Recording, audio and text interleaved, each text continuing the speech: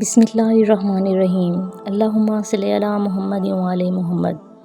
Viewers, جب ایران فتح ہوا تو ایران کے بادشاہ کی دو بیٹیوں میں سے بی بی شہر بانو کا نکاح امام حسین علیہ السلام سے ہوا۔ تو شہر بانو کی ایک کنیز تھی جس کا نام شیریں تھا۔ جب امام حسین علیہ السلام نے شیریں کو آزاد کر دیا اور اسے اپنے آبائی وطن واپس جانے کا کہا تو شیریں نے کہا، آقا، سب بیبیاں علی اکبر کی شادی کی بات کر رہی ہیں، مولا آپ ہمیں تب تک یہیں رہنے دیں۔ مولا امام حسین علیہ السلام نے زبان امامت سے فرمایا، شیریں، میں وقت کا امام تمہیں زبان دیتا ہوں کہ جب علی اکبر کی شادی ہوگی تو اس کی بارات 27 محرم 61 ہجری ایک رات تمہارے گھر قیام کرے گی۔ شیریں یہ سن کر خوشی سے نہال ہو گئی۔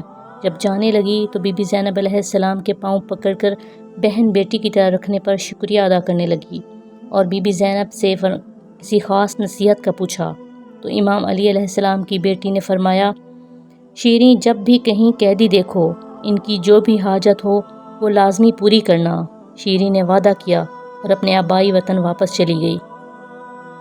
27 محرم 61 ہجری کو شیریں علی اکبر کی بارات کے لیے تمام انتظامات مکمل کر چکی تو اپنے خاوند کو شہر سے باہر ان کے استقبال کو بھیجا، لیکن شام کو اس کا شوہر پریشان حال واپس آیا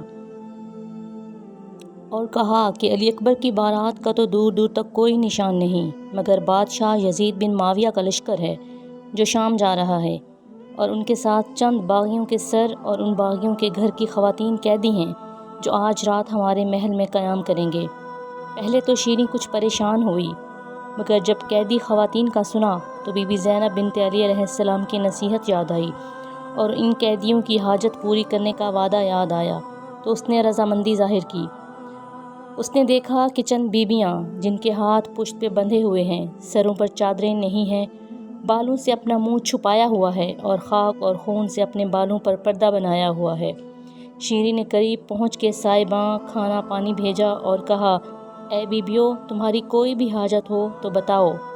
تو آہستہ سے بی بی زینب علیہ السلام نے کہا، اماں فضا، اس سے کہو کہ ہمارے وارث مارے گئے ہیں اور ان سپاہیوں نے ہمیں ابھی تک کھل کر رونے نہ دیا، بس اجازت دو کہ صحن میں کچھ دیر جی بھر کے اپنے گھر کے مردوں کو رو لیں، ان کا ماتم کر لیں۔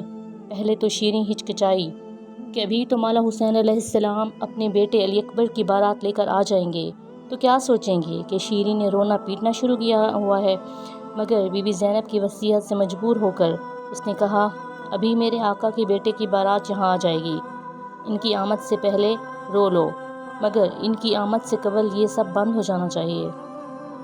یہ کہہ کر ابھی پلٹی ہی تھی کہ ان قیدیوں نے آہو بکا شروع کر دی۔